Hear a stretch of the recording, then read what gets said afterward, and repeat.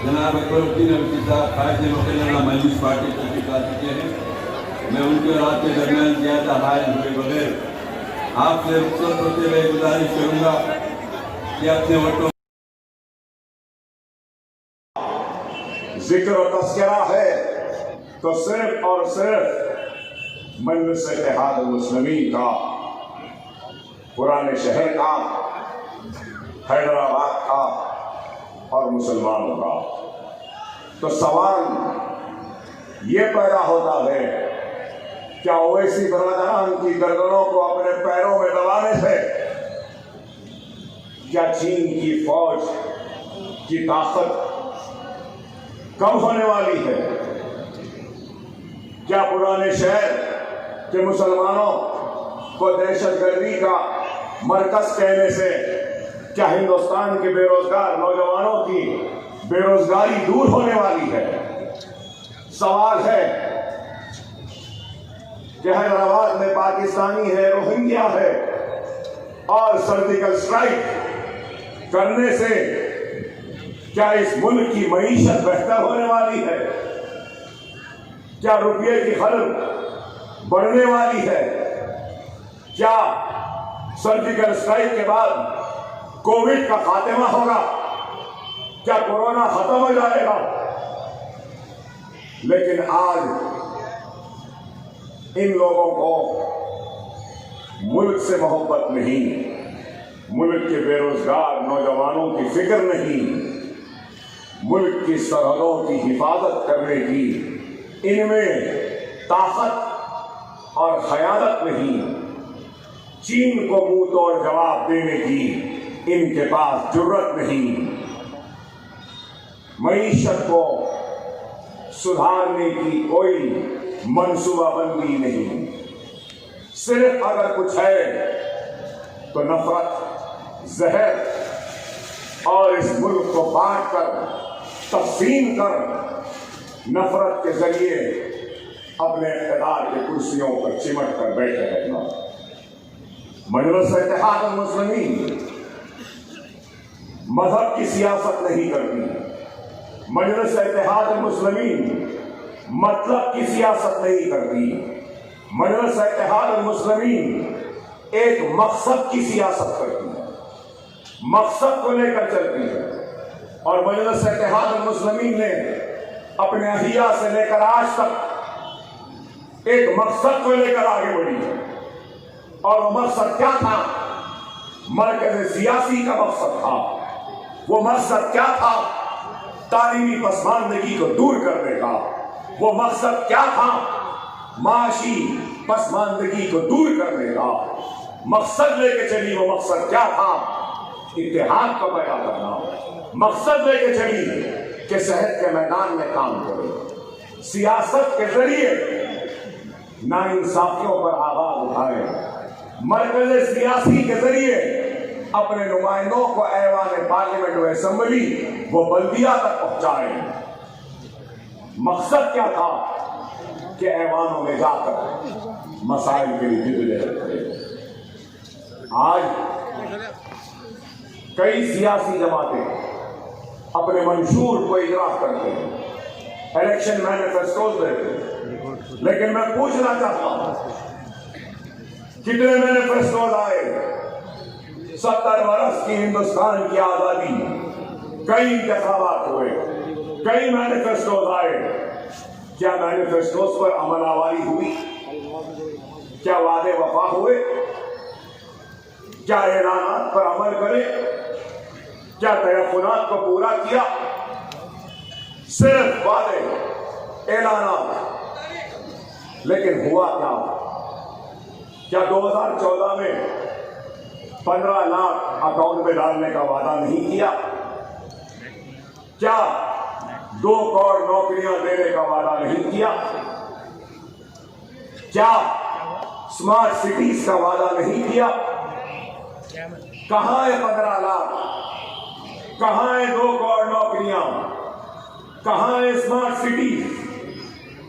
चार मीनार पर wifi free. अरे फ्री तो छोड़ो, पैसे का वाईफाई भी चार मीनार के पास नहीं आता है। स्मार्ट सिटीज कहां है? हुसैन सागर कट्टे को खाली कर देंगे, साफ कर देंगे। खाली हुआ, साफ हुआ। बेरोजगारी का भत्ता देंगे, बेरोजगारों को भत्ता देने का वादा किया। अपने मैनिफेस्टोज में और बजट में रियासत के 18,000 करोड़ रुपया रखा। कोविड के बाद इतनी बेरोजगारी, क्या बेरोजगारी का भत्ता दिया जा रहा है?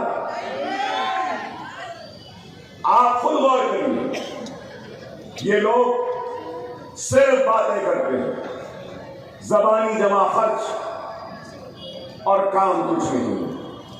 मजलिस इत्तेहाद मुस्लिमीन ने काम किया। मजलिस ने सिर्फ जज्बाती नारा या जज्बाती तकारीर के जरिए अवाम के वोटों को बटोरकर ऐवानों की जीनत नहीं बनी, या कुर्सियों पर बैठकर खामोश तमाशाई नहीं रहे। ऐवान पार्लियामेंट हो तो तलाक़ सलासा पर आवाज बुलंद करने वाली वाहिद जमात खड़े रहकर बेबाकी के साथ अगियार और बातिल ताकतों की आंख में आंख मिलाकर हक बयानी के जरिए अपनी आवाज को ऐवान में रखने वाली का नाम मजलिस इत्तेहाद मुस्लिमीन नक़ील मिल्लत दारिस रसूलुद्दीन वही। क्या इस बात से कोई इनकार करेगा? तन्हा खड़े रहा 500 चिल्लर के सामने, लेकिन कोई डर नहीं, कोई घबराहट नहीं, हक बयान करता रहा किसी की परवाह किए बगैर। फिर ऐवान पार्लियामेंट में जो भी कानून आए, सीएए हो, एनआरसी का कानून हो, तो ठहर कर तन्हा बहस करता हुआ वो कानून जो बना नहीं था उस कागज को फाड़ कर ऐवान पार्लियामेंट में फेंक कर अपने एहतजाज को बुलंद करना। क्या ये मजलिस इत्तेहाद मुस्लिमीन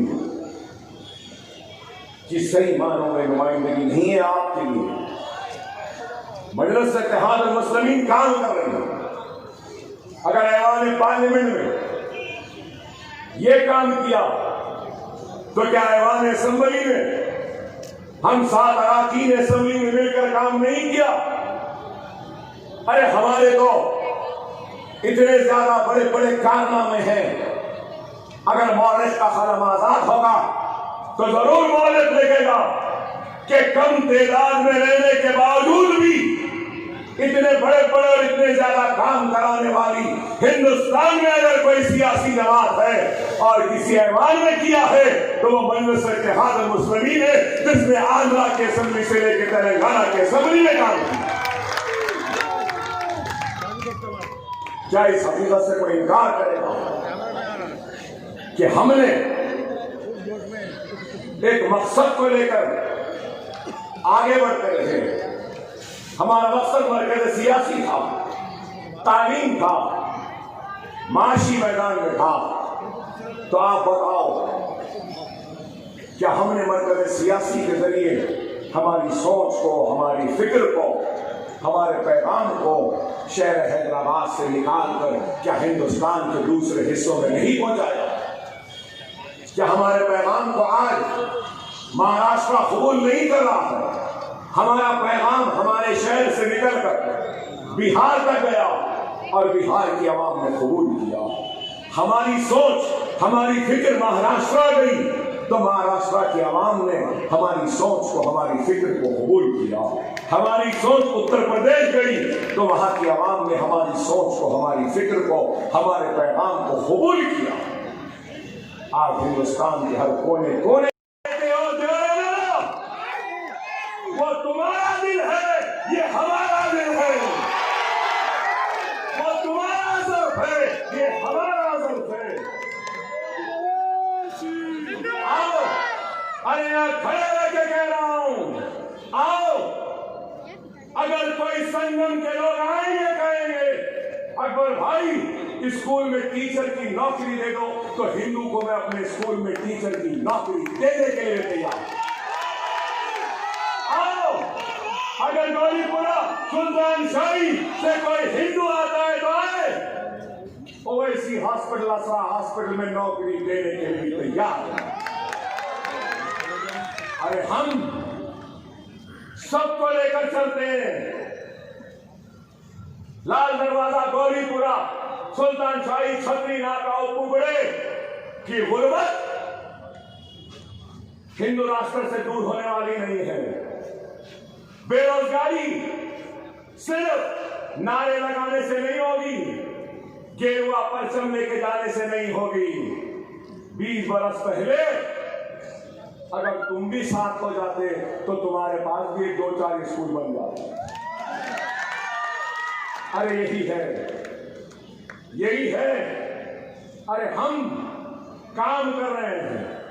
खुदारा खुदारा मुनज़्ज़म हो जाओ, मुत्तहिद हो जाओ और बीजेपी, टीआरएस, कांग्रेस, टीडीपी कोई भी हो, सुन लो,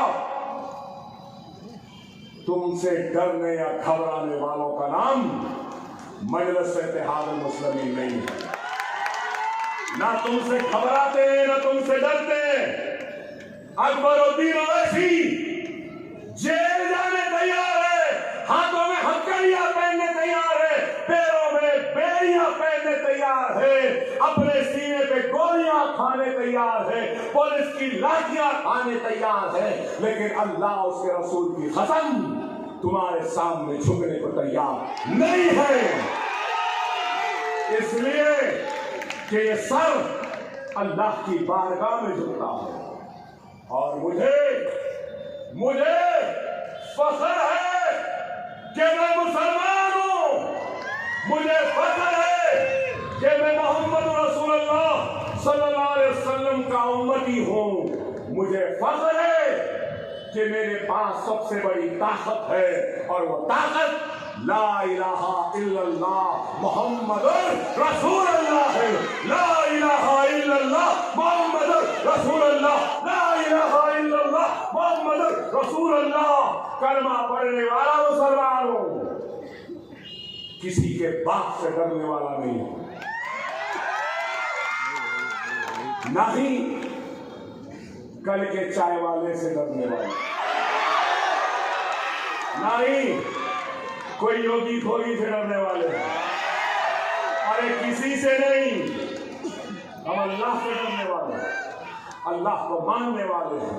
इज्जत, जिल्लत, शोहरत, मौत और हयात सब रब्बुल आलमीन के हाथ, रब्बुल आलमीन के हाथ, अल्लाह देने वाला। खुदारा आपसे भी कहूंगा, डरने वो घबराने की जरूरत नहीं है। डरेंगे? अरे हम जिंदा है, जब तक हम जिंदा है आपको डरने की जरूरत नहीं है। और जब वक्त आएगा तो अकबरुद्दीन ओवैसी सबसे आगे होगा, अपना सीना पेश करेगा, अपने पे गोली देगा, पहले खुद मरेगा और अपनी लाश पर मिल्लत को खड़ाएगा। मिल्लत की लाश पे खड़े होकर क़यादत करने वालों का नाम मजलिस इत्तेहाद मुस्लिमीन नहीं है। आप साथ दो, हम आगे बढ़ेंगे। अगर कोई समझ रहा है कि डराने से डरेंगे नहीं, वो दिन गए जब तुम बोलते थे और हम सुनते थे। अब हम बोलेंगे, तुमको सुनना पड़ेगा।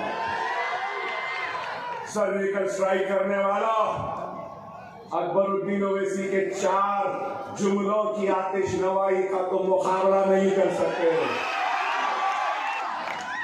अभी मैं आप तमाम से यही अपील करूंगा कि 1 दिसंबर को मजलिस के हक में अपना वोट इस्तेमाल करें। इस मर्तबा बटन नहीं है, बैलेट है। पतंग के निशान पे ठप्पा, कागज को मोड़ना, डब्बे में डालना। एक वोट मेरे भाई, क्या हमने 20% काम किया? क्या हम 50% काम करें? क्या हम 100% काम नहीं करें? तो फिर आपका भी तो फर्ज है ना 100% पोलिंग का, है या नहीं? मेरा हक आप पर है, आपका हक मुझ पर है, और हमारा हक हमारी जमात पर है। खुदा अपने हक से लापरवाही न करो, एक एक वोट को इस्तेमाल करो, समझो, एक एक वोट का इस्तेमाल करो। हालात नाजुक हैं, वक्त नाजुक है, और ये वक्त में हमको अपने वोटों की ताकत के जरिए अपने मजलिस के उम्मीदवार को कामयाब करना है। कब पतंग तो खिल चुकी है, मांझा बेहतरीन है, खिलाना मुझसे बेहतर आप जानते हैं। जिनको ढील लेना है ढील लो, जिनको खींचना है खींचो। पहली तारीख के दिन मजलिस का निशान पतंग है, आसमानों में सिर्फ पतंग पतंग पतंग पतंग पतंग